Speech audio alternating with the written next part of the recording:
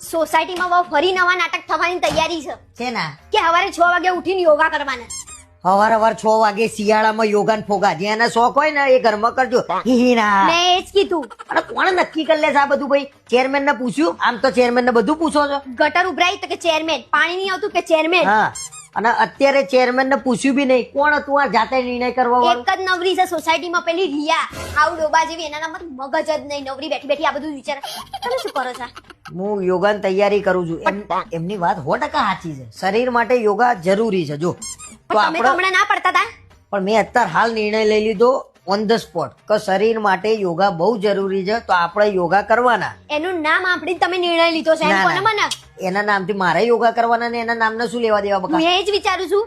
તું તૈયારી કર. કાલે વાર વહેલા ઉઠીને આપણે યોગા કરવાના. હવે સવારે 10 વાગ્યા સુધી તો ઉઠતા નહીં. પેલી ભેંસ ઊંધી પડ્યું એમ તો પડી રહ્યો છો.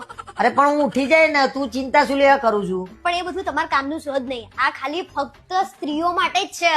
કોને નક્કી કર્યું? સોસાયટી વાળાએ. સોસાયટી વાળા મોટી તોપ છે. હું નક્કી કરે. હું હમણાં મીટિંગ બોલાવું છું. પુરુષોનું શું, છોકરાઓનું શું? ખાલી સ્ત્રીઓ જ પોતાનું શરીર આચવશે. પણ પુરુષ માટે અલગ ટ્રેનર હોય ને. પણ ટ્રેનર ની ક્યાં જરૂર છે? રિયા ભાભી જે કરે એ જોઈને અમે કરી શકીએ ને. કેમ ના એટલે કરી એનું જોઈને જ કરવાનું, બીજા બધા કરતા એનું જોઈને નહીં શકીએ? અરે કરવાનું. વાત એમની ચાલે છે એટલે હું એમ કઉ છું કે એનું જોઈને હું તમારા કરીશ. નાટક બધા દેખાઈશ મને. નાટક ના